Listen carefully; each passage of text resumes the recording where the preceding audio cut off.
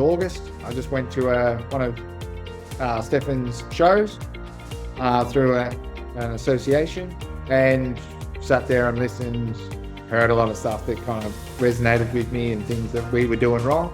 Jumped on board the next day and haven't really looked back.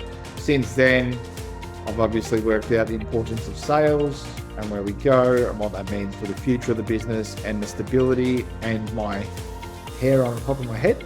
So that's probably been the biggest change, is just knowing the numbers and knowing the sales and knowing where we should be and having people to talk to.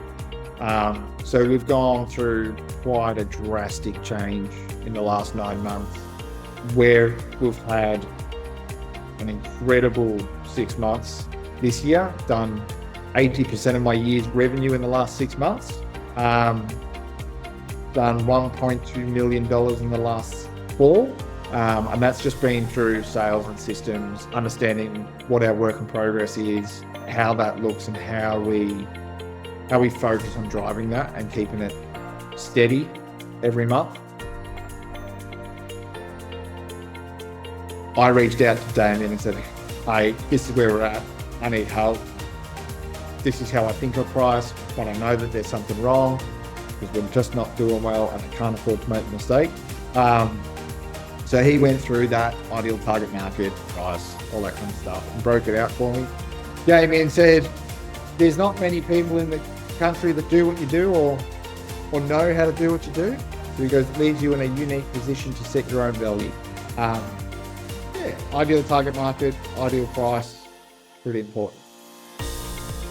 And this last 6 months, I've really felt like I've gotten onto the running track and I'm ready to race. I can see clearly where we're going, what's going on and how we're going to get there. And since then, I've generated a gross profit this year of, I think I ended up on 52% gross profit with a net profit of 25, which includes the 6 months of disaster at the start of the year. Strategy number 1 is the default diary. That was, setting sales activity time, business owner time, improvement time, things like that. They're not big chunks of time, but I spread them out over the week, and they've allowed me time to just go, no, stop, this is what I'm doing, this is how I'm going to do it. And I've slowly built momentum off of that.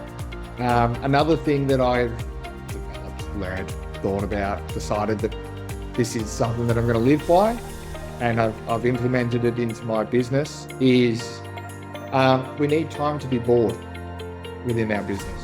So it sounds counterintuitive, but you need time to sit there and go, oh, what am I going to do next?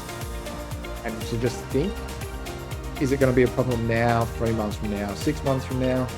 And what strategies am I going to put in place to manage that in the lowest impact manner that I can? It was a bit of a daunting process at the start because the cost was higher and the money in the bank was low. In saying that, in this 6 month review, he got a pay rise. His performance against our KPIs has exceeded all of the performance requirements that I set at the start of the year, by a lot. So revenue target per job was set at $250,000 a month. He's running 2 jobs. He's currently running 330 to 380 a month on his jobs.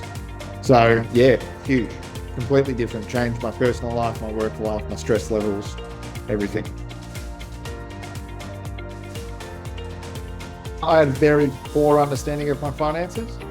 I thought that I knew what was going on and that I had a handle on it, but really I was trying to hold water in the cup of my hand. Now I know where we're at financially now. I know where I'll be financially in 6 weeks, 12 weeks, to the point where I've started to poke for templates on a longer cash flow forecast, but how to affect my profit and loss and my balance sheet, how setting up smart payment policies and things within my business can protect my cash flow and stop me paying out of pocket a month to 60 days ahead of when my client pays me. been a massive difference.